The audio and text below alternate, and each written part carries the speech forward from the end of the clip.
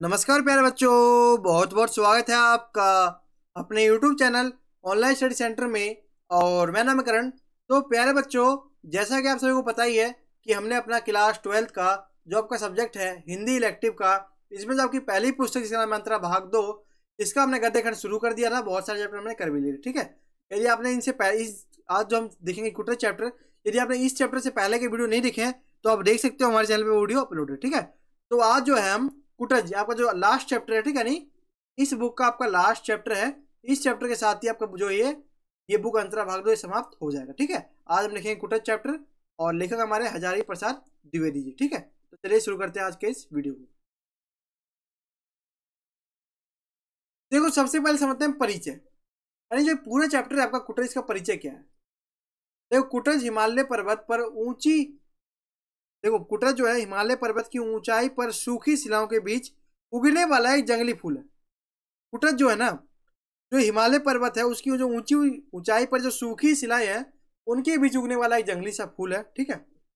इसी फूल की प्रकृति पर यह निबंध लिखा गया। ये जो इसकी जो विधा है ना इस चैप्टर की, वो क्या है, तो आप कहोगे निबंध, ठीक है। 1 मार्क्स में आता है कुटज की विधा क्या है, तो आप कहोगे निबंध, ठीक है। यानी कि जो कुटज है वो एक जंगली फूल है, पर हिमालय पर्वत की ऊंचाई पर सूखी जो शिलाएं, मतलब जो पत्थर होते हैं, चट्टान, उसके बीच उगता है, ठीक है। कुटज में ना तो विशेष सौंदर्य है, ना तो कुटज में कोई विशेष प्रकार का सौंदर्य है, और ना ही सुगंध है, ना कोई बढ़िया सुगंध है। फिर भी लेखक ने उसमें मानव के लिए एक संदेश पाया, क्योंकि लेखक ने एक संदेश पाया कि कुटज जब है इतना जो विशेष जो सूखी शिलाएं हैं, जो सूखे जो बड़े बड़े पत्थर है, उसके बीच उग सकता है। यानी कि जो मनुष्य है, जिस प्रकार कुटज जो है इतनी विषम परिस्थिति में, यानी कि आप देख सकते हो चारों तरफ चट्टान है, हिमालय पर्वत की ऊंचाई है, ज्यादा वहां पे पूरा लू बरसता है, गर्मी पड़ती है, ठीक है। तो इसे क्या है, यह इतनी विषम परिस्थिति, इतनी खराब परिस्थिति में जो है कुटज जो है जी रहा है। कुटज जो है मतलब सही है, फल फूल रहा है। इसका मतलब क्या है, इस प्रकार यहाँ पे बताया गया, मनुष्य को जोड़ा गया है। यानी इस कुटज फूल के माध्यम से बताया गया कि जो मनुष्य है उसके जीवन में जो दुख आता है उसको सहना चाहिए, उसको सामना करना चाहिए, ठीक है, उसको घबराना नहीं चाहिए, ठीक है। परिचय आप समझ गए। यानी कि जो पूरा चैप्टर है आपका, ये मनुष्य और ये मनुष्य को मोटिवेट करेगा, ठीक है। आप पढ़ोगे ना, आपको मोटिवेशन आएगा आपके अंदर, ठीक है। जब आप वीडियो को सुनोगे तो आपके अंदर मोटिवेशन आएगा। देखो, सबसे पहला टॉपिक आता हमारा हिमालय। हिमालय के बारे में समझते हैं। देखो, पर्वत शोभा निकेतन माने गए, ठीक है। पर्वत शोभा के निकेतन माने गए, यानी पर्वत को जो है, निकेतन मतलब घर होता है, पर्वत को जो है शोभा का घर माना गया है। हिमालय को पृथ्वी का मानदंड भी कहा जाता है। हिमालय जो है उसको हम पृथ्वी का मानदंड भी कहते हैं। इसे शिवालिक श्रृंखला भी कहते हैं। इसको जो है शिवालिक श्रृंखला भी कहते हैं। शिवालिक का अर्थ है शिव की जटाजूट का निचला हिस्सा, यानी शिवालिक का मतलब क्या है बच्चों, तो इसका मतलब यह है कि जो शिव जी है उनकी जटाजूट का निचला हिस्सा। यहाँ खड़े पेड़ पौधे की जड़ें काफी गहरी, यहाँ पे जो पेड़ पौधे हैं इनकी जड़ें जो बहुत ज्यादा गहरी है, और पैठी यानी बहुत ज्यादा गहरी है। ये भी पाषाण की छाती फाड़कर प्रकट होते हैं, यानी जो पाषाण यानी पत्थर जो कटर होते हैं, उन पत्थर चट्टानों को फाड़कर भी जो है ये प्रकट होते हैं और अपना जीवन जीते हैं। कौन? ये पौधे, जंगली फूल, कुटज, ये सब क्या है, जी रहे जीवन, ठीक है। तो यहीं पे कुल मिलाकर ये माइंड में सेट कर लो कि यहाँ पे जो कुटज फूल जो है, कुटज जो पौधा है, इसके माध्यम से जो हमें, जो हमारे जो लेखक है वो ये बताना चाहते हैं कि हमें भी जो है, जिस प्रकार कुटज जो है इतने विषम परिस्थिति में, इतने खराब हालत में जी रहा है, तो ठीक इसी प्रकार मनुष्य को घबराना नहीं चाहिए विषम परिस्थिति में, यानी खराब बुरे दिनों में उसको जो है समस्या का सामना करना चाहिए, और जो है कहने की मोटिवेट रहना चाहिए, ठीक है। अब देखो नाम, यानी नाम के बारे में समझते हैं। देखो, नाम के ऊपर क्या लेखक ने बताया है। देखो, शिवालिक की सूखी नीरस पहाड़ियों पर वृक्ष अलमस्त है। अलमस्त यानी बहुत धूम है, मस्त है। यानी जो शिवालिक की जो सूखी सूखी नीरस पहाड़ी, जिसमें कोई रस ना हो, उस पर जो वृक्ष है ना वो एकदम मस्त है, मगन है, उनको कोई टेंशन नहीं, उनको कोई दुखी नहीं है। किसी का नाम, कुल और सील का नहीं पता, यानी किसी का नाम नहीं पता कि ये वृक्ष है, ये वृक्ष, किसी को कुछ पता नहीं, तब भी उसके गुण बहुत ज्यादा अच्छे, ठीक है। इन्हीं में से एक छोटा सा बहुत ही ठीकना पेड़ है कुटज, यानी इसमें से एक छोटा सा और ठीकना सा पेड़ कौन है, कुटज। अजीब सी इसकी अदा है, मुस्कुराता से जान पड़ता है। मतलब कुटज जो है बहुत ज्यादा, मतलब कहने की मजबूत है और मुस्कुराता है, यानी कि इतने खराब परिस्थिति में भी जो है वो फल फूल रहा है, ठीक है। लेखक को उसका नाम याद नहीं आता। लेखक को जो है कुटज का नाम याद नहीं आता। उसे लगता था कि नाम में क्या रखा है। लेखक ने सोचा कि नाम में आखिर रखा है क्या।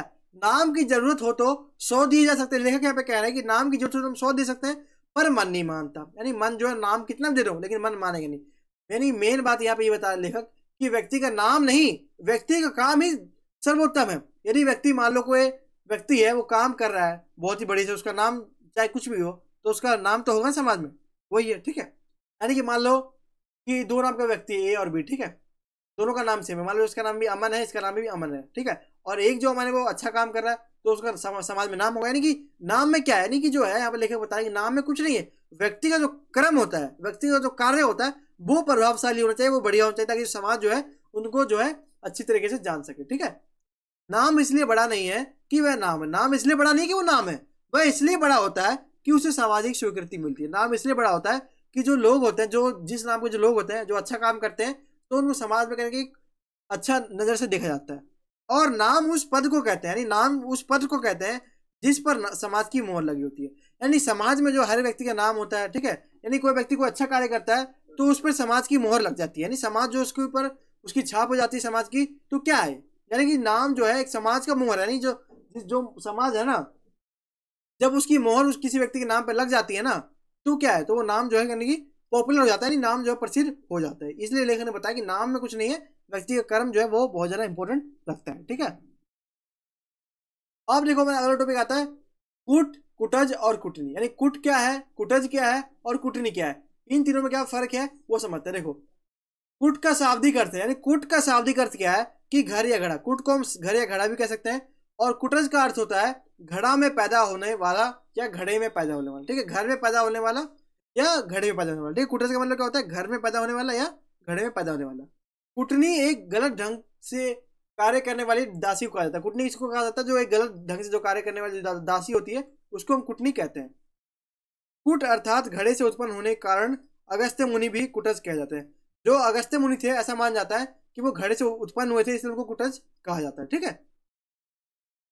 अब देखो हम समझते हैं अपराजित जीवन शक्ति। यानी जो अपराजित जीवन शक्ति है, यानी कि ऐसा जीवन शक्ति जो कभी पराजित ना हो, कभी हारे ना, ठीक है, उसके बारे में समझते हैं। देखो कुटज का पौधा लहराता रहता है, कुटज का जो पौधा है वो लहराता रहता है, वह नाम और रूप दोनों से अपनी अपराजित जीवन शक्ति का घोषणा करता है।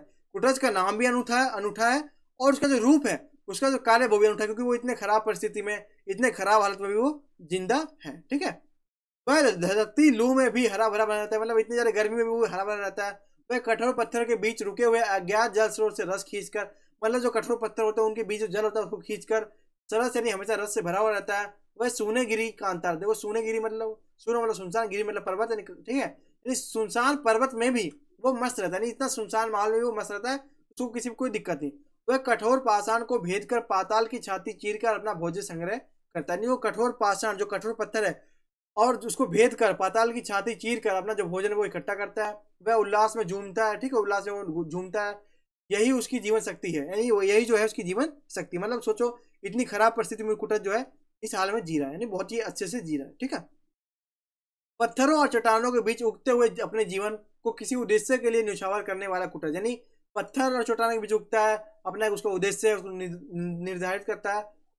उगने वाला जो कुटज का पौधा है दुनिया को क्या संदेश देता है कि देखो दुनिया को बताना चाहता है कुटज यही कि जो दुनिया है ना, दुनिया में समस्या आएगी, सुख दुख आएंगे, तो मनुष्य को उसका सामना करना, उसे घबराना नहीं है, ठीक है।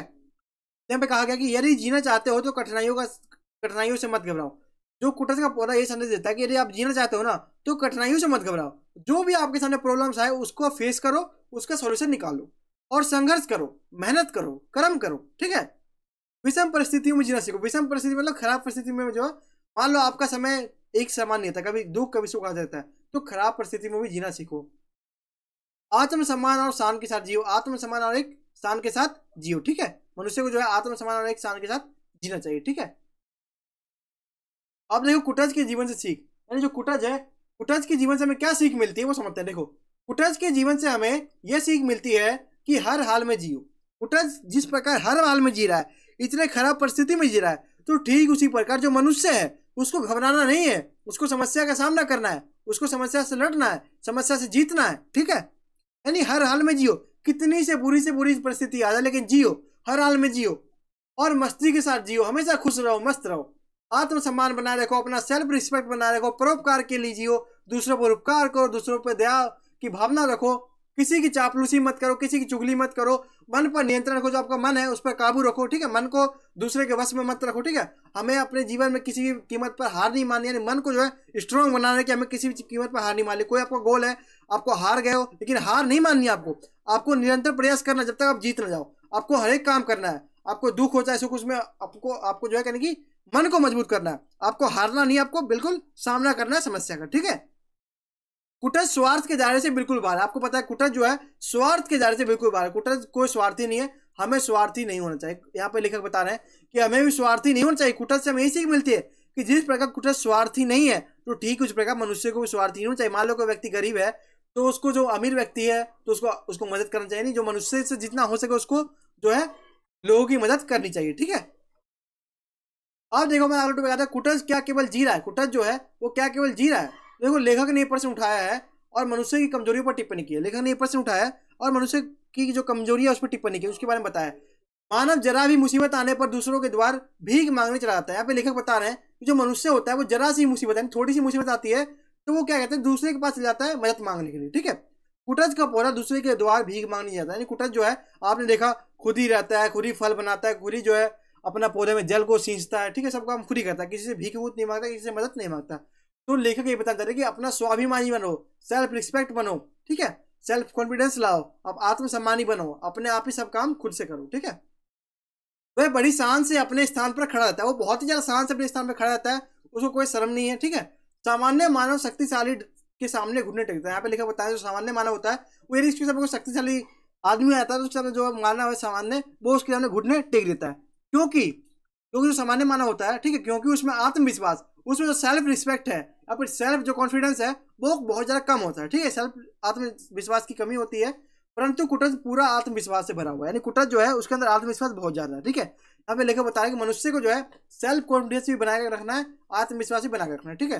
कुटज अफसरों की जूते नहीं चाटता है, बताया गया कुटज जो है अफसरों की जूते नहीं चाटता है। इसका मतलब यही है कि जो कुटज है ना वो अपने से ऐसा नहीं कि बड़े अधिकारी का पाँव छुएगा, उनकी गुलामी का, ऐसा नहीं है, वो अपना काम करेगा और बढ़िया से करेगा, ठीक है। और ना ही चापलूसी करता, किसी की चुगली नहीं करता। कुटज किसी के निकट आ जाने से भय से नहीं कांपता। कुटज जो है किसी के सामने आ जाने से वो डरता नहीं है, मतलब कोई उसके सामने आ भी जाए वो डरेगा नहीं, यानी कि मनुष्य को जो है किसी अपने से शक्तिशाली व्यक्ति से डरना नहीं चाहिए। सभी दुनिया में समान है, अपना काम करो और अपना भला करो, ठीक है, ये कुटज का संदेश। अब देखो दुख और सुख मन के विकल्प, ये हमारा टॉपिक है, दुख और सुख जो है वो मन के विकल्प। देखो हम मन से सोचेंगे तो दुखी भी हो जाएंगे, और मन से सोचेंगे तो सुखी भी हो जाएंगे। जैसे मान लो एक व्यक्ति जो है वो एक दिन का 500 रुपये कमाता है और एक व्यक्ति एक दिन का 1000 रुपये कमाता है। तो यदि जो 500 रुपये कमाने वाला व्यक्ति है वो ये सोचे कि मैं, ये व्यक्ति 1000 कमा रहा है तो दुखी हो जाएगा। लेकिन यदि वो ये सोचे कि मेरे से कम लोग भी हैं जो इसके पास रोजगार नहीं है, वो भिखारी है, तो वो खुशी रहेगा। यानी कि हमेशा अपने से नीचे लोगों को देखो कि हाँ तुमसे नीचे भी लोग हैं, यानी कि इसका मतलब यही है कि जो है ना लोग का जो मन है ना वही उसको निर्धारित करता है कि लोग जो सुखी होंगे या दुखी होंगे, ठीक है। तो मन को जो है नियंत्रण में रखना भी बहुत ज्यादा आवश्यक हो जाता है, ठीक है। इसलिए यहाँ पे कहा गया है दुख और सुख जो है मन के विकल्प होते हैं। दुख और सुख तो मन के विकल्प है। मानव जीवन में दुख और सुख धूप और छाया की समान आते जाते रहते हैं। जो मनुष्य का जीवन है उसमें जो दुख और सुख है वो छाया के समान आते जाते हैं, मतलब दुख भी आएगा कभी, फिर कभी सुख भी आएगा, ठीक है। दुख के बाद सुख तथा दुख की अनुभूति होना अनिवार्य है, ठीक है। यानी कि जो मनुष्य का जीवन है ना उसमें सुख दुख दोनों का आना आवश्यक है, ठीक है। ऐसा नहीं कि मनुष्य के जीवन में सिर्फ सुख ही सुख रहे, सुख दुख जब दोनों रहेगा ना तो मनुष्य को जो है खराब परिस्थिति से जो है निपटना आ जाएगा, ठीक है। मानव जीवन में सुखी वही है जिसका मन बस में है। जो मनुष्य का जीवन है उसमें सुखी वही है जिसका मन जो है वो बस में है। जिसका मन परवश है दूसरे के बस में है वह हमेशा दुखी रहता है। मान लो किसी व्यक्ति का मन दूसरे के बस में है तो वो हमेशा दुखी रहेगा। परवश का अर्थ होता है चापलूसी करना, दांत निपोड़ना, खुशामदी करना, मतलब ऐसा जो है दूसरा का जो है चुगली वगैरह करते हैं उन लोगों को कहा गया परवश, ठीक है। हाँ चुगली करना, अपने आप को छुपाने के लिए झूठे आडंबर रचना, ठीक है। अब देखो कुटज को गाड़े के साथी को आ गया, बहुत ही इंपॉर्टेंट क्वेश्चन आपके एग्जाम में आ जाता है, ठीक है। तो कुटज को जो है गाड़े का साथी क्यों क्यों कहा गया है वो समझते। देखो कुटज को गाड़े का साथी कहा गया है, ठीक है, आपको पता है क्योंकि कुटज कठिनाई के समय काम आया है, ठीक है। कुटज जो है कठिनाई के समय काम आया है जिसको गाड़े का साथी कहा गया है। कालिदास जब रामगिरी पर्वत पर पहुंचे, जब कालिदास जो है वो रामगिरी पर्वत पर पहुंचे तब उन्होंने इसी कुटज के फूल का अर्घ्य देकर मेघनाथ की जो मेघ है उसकी अभ्यर्थना की थी। यानी जो है कालिदास जब जो है पर्वत पर पहुंचे, ठीक है, यानी रामगिरी पर्वत पर पहुंचे तो उनको अर्घ्य देना था मेघनाथ को, ठीक है। तो अर्घ्य देने के लिए कोई फूल था नहीं तो वो उन्होंने कुटज के फूल का ही प्रयोग किया। यानी आप देख सकते हो कुटज जो है कहीं ना कहीं जो है दूसरों को मदद भी करता है, परोपकारी है, दूसरों के लिए जीता है, दूसरों के लिए मदद करता है। ठीक उसी प्रकार जो मनुष्य है उसको भी दूसरों की मदद करना चाहिए, ठीक है। उस समय उन्हें कोई और फूल नहीं मिला था तब कुटराज नेहरू ने सहारा दिया। जब उनको कोई कालिदास को कोई और फूल नहीं मिला तब कुटराज ने उनको सहारा दिया, इसलिए कुटराज को गाड़े का साथी कहा जाता है। यानी जब इतनी खराब परिस्थिति थी तब भी कोई फूल नहीं मिला, सिर्फ कुटराज का ये फूल मिला, इसलिए जो है कुटराज को गाड़े का साथी कहा जाता है। समझ गए आप? ठीक।